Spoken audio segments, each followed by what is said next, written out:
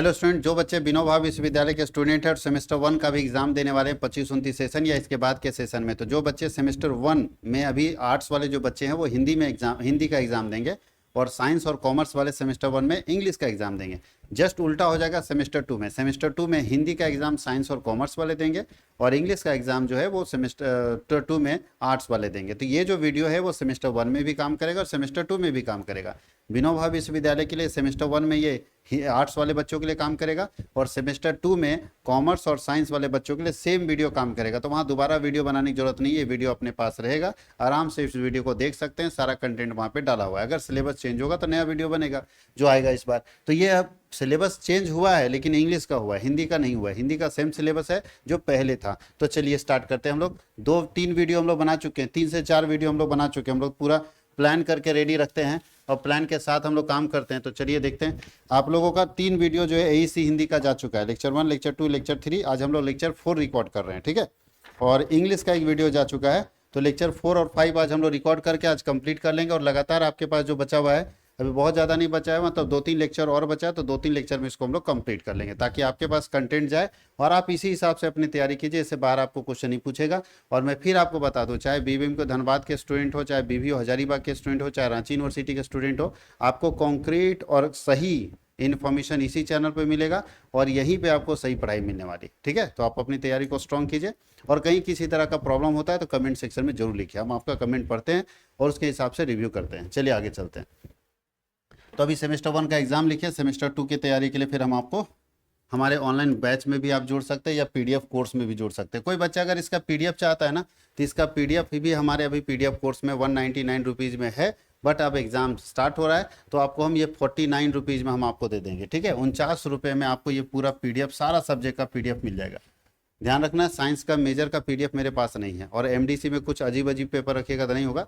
MDC में human rights, sustainable development, economics, ये सब का पीडीएफ मिल जाएगा। तो ये 49 रुपीज़ में आज से ही इसका प्राइस हो जाएगा। आप 49 रुपीज़ में इसको रिसीव कर सकते हो। चलिए कैसे रिसीव करेंगे, तो ऐप इंस्टॉल करना होगा। CWH ऑनलाइन एकेडमी के नाम से एप्लीकेशन इंस्टॉल कर लीजिए प्ले स्टोर से। उसके बाद वहाँ लॉगिन करने के समय अपना मोबाइल नंबर डालिए, OTP आएगा, OTP सबमिट कीजिए, पूरा डिटेल भरिए और लॉगिन कर लीजिए। लॉगिन के बाद आपके पास कैटेगरी पूछेगा, ऑल यूनिवर्सिटी चुनिए और उसके बाद पेड कोर्स में जाने, वहाँ पेड कोर्स में जाइएगा तो सबसे नीचे चले जाएगा तो ये तीनों BA, BSc और BCom का मिल जाएगा 49 रुपीज़ में। आप वहाँ से डायरेक्ट बाय नाउ कर सकते हैं। दिक्कत हो तो स्क्रीन पे जो नंबर है उससे कॉन्टैक्ट करिए। चलिए फर्स्ट क्वेश्चन है, कारक के कितने भेद होते हैं। कारक 8 तरह के होते हैं। कर्ता, कर्म, करण, संप्रदान, आपादान, संबंध, अधिकरण और संबोधन। आंख का एक पर्यायवाची शब्द बताइए। आंख का पर्यायवाची शब्द होता है नयन। प्रतिवेदन को अंग्रेजी में क्या कहते हैं। प्रतिवेदन को अंग्रेजी में रिपोर्ट कहते हैं। हिंदी व्याकरण के लेखक का नाम बताइए। हिंदी व्याकरण के लेखक है डॉक्टर वासुदेव नंदन प्रसाद।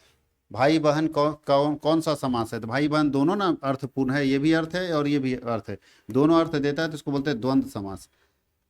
लेखन कौशल का क्या अर्थ होता है, इसकी विशेषता बताइए। लेखन कौशल वह क्षमता है जो एक व्यक्ति के अंदर अपने विचारों, अपने भावनाओं को लिखने की क्षमता डेवलप करता है। आप किसी अपने बातों को कैसे सामने लिखते हैं, किस तरह से प्रस्तुत करते हैं कि सामने वाला उसको आसानी से समझ सके, इसी को हम लोग बोलते हैं लेखन कौशल, जिसको बोलते हैं राइटिंग स्किल इंग्लिश में हम लोग। राइटिंग स्किल, लेखन कौशल वह क्षमता है कि आप अपनी बातों को सामने वाले तक कैसे पहुंचाते हैं। आप अपनी बातों को सामने वाले तक कैसे पहुंचाते हैं, अपने विचारों को, अपनी भावनाओं को सामने वालों तक कैसे पहुंचाते हैं, ये बताता है लेखन कौशल। याद रखिएगा, ये क्या बताता है, लेखन कौशल। तो लेखन कौशल का अर्थ है वह क्षमता जिसके द्वारा व्यक्ति अपने विचारों, भावनाओं और अनुभवों को स्पष्ट, सुसंगत और प्रभावी ढंग से लिखित रूप में व्यक्त करता है। लेखन कौशल की कुछ विशेषताएं हैं यहाँ पे। लेखन कौशल स्पष्ट होना चाहिए। लेखन कौशल शुद्धता उसमें होनी चाहिए, क्रमबद्धता होनी चाहिए, संक्षिप्तता होनी चाहिए, प्रभावशीलता होनी चाहिए और सरल भाषा का प्रयोग होना चाहिए। तो लेखन कौशल के अंदर इन सारी विशेषताओं का होना जरूरी है।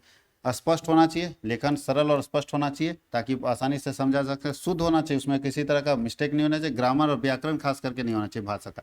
क्रमबद्ध, विचारों को सिस्टमैटिक लिखना होगा, संक्षिप्त लिखना होगा, ऐसा लिखना होगा कि वो प्रभाव डाल सके और सरल भाषा का प्रयोग होना चाहिए। अब एक पत्र लिखना है संपादक के नाम पर, है ना। ये शहर की गंदगी को दूर करने हेतु संपादक के नाम पर एक पत्र लिखना है। संपादक के नाम पर एक पत्र लिखना है शहर की गंदगी को दूर करने के लिए। तो चलिए यहाँ देखिए एक पत्र लिखा गया है। प्रेषक रामकुमार, आदित्यपुर, जमशेदपुर, दिनांक 16 मार्च 2026 को है। सेवा में संपादक महोदय, दैनिक समाचार पत्र जो भी XYZ, विषय क्या है, शहर की गंदगी को दूर करने के संबंध में। बार बार देखिएगा, लेटर टू एडिटर बार बार पूछ रहा है, संपादक को पत्र पूछ रहा है। अब देखिए लिखा है कि महोदय सविनय निवेदन है कि हमारे शहर में जगह जगह कूड़ा करकट और गंदगी फैली हुई है, नालियां भी गंदी है और कई स्थानों पर कचरा जमा होने के कारण दुर्गंध फैल रही है। इससे लोगों के स्वास्थ्य पर बुरा असर पड़ रहा है और बीमारियों का खतरा बढ़ गया था। आपसे निवेदन है कि अपने प्रतिष्ठित समाचार पत्र में इस खबर को छापे और प्रशासन तक इस जानकारी को पहुंचाए ताकि उसकी उचित साफ सफाई की जा सके। धन्यवाद, भौदीय राम कुमार। अब अगला क्वेश्चन है, प्रयोजन मूलक हिंदी का सामान्य परिचय दीजिए। प्रयोजन मूलक हिंदी वह हिंदी है जिसका प्रयोग किसी विशेष उद्देश्य या कार्य को पूरा करने के लिए किया जाता है। इसका उपयोग प्रशासन करती है, शिक्षा क्षेत्र में होता है, व्यापार में होता है, विज्ञान में होता है, तकनीकी में होता है और संचार में होता है। इसी को बोलते हैं प्रयोजन मूलक हिंदी, उसका प्रयोग होता है। इसमें भाषा सरल, स्पष्ट और व्यवस्थित होती है ताकि जानकारी आसानी से समझ आ सके। प्रयोजन मूलक हिंदी का अर्थ होता है उद्देश्य के अनुसार प्रयोग की जाने वाली हिंदी। इसका प्रयोग सरकारी कार्यालय, शिक्षण क्षेत्र में, व्यापार में, संचार माध्यम में किया जाता है। इसमें भाषा सरल, स्पष्ट और संक्षिप्त होती है। इसका उद्देश्य सूचना देना और कार्य को प्रभावी ढंग से पूरा करना होता है। इसमें पत्र लेखन, ज्ञापन, प्रतिवेदन, समाचार लेखन, अनुवाद शामिल होते हैं। यह प्रशासनिक और व्यावसायिक कार्यों में सबसे ज्यादा मदद करती है। प्रयोजन मूलक हिंदी संचार को सरल, प्रभावी और महत्वपूर्ण भूमिका निभाती है। एक क्वेश्चन है, टिप्पण क्या है और इसकी उपयोगिता पर प्रकाश डालें। टिप्पण आप जानते हैं, छोटा सा फुट नोट बनाते हैं। टिप्पण मतलब छोटा सा नोट बनाते हैं, उसी को टिप्पण। टिप्पण किसी दस्तावेज, पत्र, प्रस्ताव या फाइल पर अधिकारी द्वारा लिखी गई संक्षिप्त टिप्पणी है। छोटा सा चीज लिख दिया, उसी से समझ में आ जाता है कि इस पेपर में क्या है। मतलब पूरा नहीं बोलते हैं कि पूरा कहानी बताने की जरूरत नहीं। डॉक्टर क्या करता है, छोटा सा कोई इतना छोटा लिख देता है, उसी से पकड़ लेता है कि क्या क्या बीमारी, शॉर्ट में लिख देगा सर। और दूसरे डॉक्टर पर जाएगा ना, सबसे पहले वो डॉक्टर वाला देखेगा क्या क्या लिखा हुआ है, उसी से पकड़ लेगा कि प्रॉब्लम क्या है। तो टिप्पण जो है वो क्या होता है, फिर से बता रहे हैं कि कोई किसी फाइल पर, किसी पत्र पर, किसी पेपर पर, किसी जो है आवेदन पर अगर कोई अधिकारी संक्षिप्त में कोई टिप्पणी लिख देता है तो उसी टिप्पणी को बोलते हैं टिप्पण। इसके माध्यम से किसी विषय के बारे में आवश्यक जानकारी और सुझाव निर्देश दिए जा सकते हैं। कार्यालय में किसी प्रकार का निर्णय लेने से पहले संबंधित अधिकारी फाइल को पर टिप्पण लिखते हैं, वहां लिखेंगे जरूर फुट नोट। टिप्पण की उपयोगिता निम्नलिखित है। टिप्पण के माध्यम से किसी विषय पर अधिकारी को तुरंत जानकारी मिल जाती है, पूरा देखने की जरूरत नहीं पड़ता है। यह प्रशासनिक कार्यों को व्यवस्थित और स्पष्ट बनाने में मदद करता है। इससे किसी समस्या या प्रस्ताव पर निर्णय लेना आसान हो जाता है। टिप्पण फाइल की प्रक्रिया को आगे बढ़ाने में सहायक होता है। इससे कार्य में पारदर्शिता, जिम्मेदारी बनी रहती है। और लास्ट है कि यह कार्यालयीन कार्यों को सुचारू रूप से चलाने में मदद करता है, यानी कार्यालय को बढ़िया तरीके से चलाने में मदद करता है। प्रतिवेदन का मुख्य तत्व पर प्रकाश डालिए। रिपोर्ट क्या होता है, उसका मेन एलिमेंट्स क्या है, उस पर आपको प्रकाश डालना है। तो बोला है प्रतिवेदन एक महत्वपूर्ण लिखित दस्तावेज होता है। रिपोर्ट एक महत्वपूर्ण लिखित दस्तावेज होता है जिसके माध्यम से किसी घटना, समस्या या कार्य या सर्वेक्षण से संबंधित जानकारी को स्पष्ट, व्यवस्थित रूप में प्रस्तुत किया जाता है। इसका उपयोग प्रशासनिक, शैक्षणिक और कार्यालयीन कार्यों में व्यापक रूप से किया जाता है।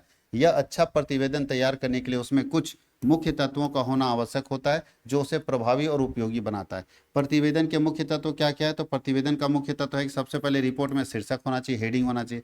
रिपोर्ट में प्रस्तावना होना चाहिए। रिपोर्ट में तथ्य और विवरण होने चाहिए। रिपोर्ट में विश्लेषण होना चाहिए। रिपोर्ट में निष्कर्ष होना चाहिए और रिपोर्ट में सुझाव होना चाहिए। एक अच्छी रिपोर्ट में सारी विशेषताओं का होना जरूरी है। एक अच्छे रिपोर्ट में सारी विशेषताओं का होना क्या है, जरूरी है। एक अच्छे रिपोर्ट में सारी विशेषताएं होनी चाहिए। अब हम लोगों का एक सेट कंप्लीट हो गया। अब हम लोग चलेंगे अगले सेट में, ठीक है। 2023 से 27 वाले में सेट 3 में चलेंगे, जो हम लोग अगले वीडियो में लेकर आएंगे सेट 3। तो उसमें आपको मिलेगा इसके आगे का। तो हम लोग 2 सेट और है, 2-3 सेट को हम लोग कंप्लीट करके आज, और सारा वीडियो आपको आपके एग्जाम से पहले हम आपको डिलीवर कर देंगे। आपके एग्जाम से पहले सारा वीडियो अवेलेबल हो जाएगा ताकि आप अच्छे तरीके से अपनी तैयारी को मजबूत कर सकेंगे।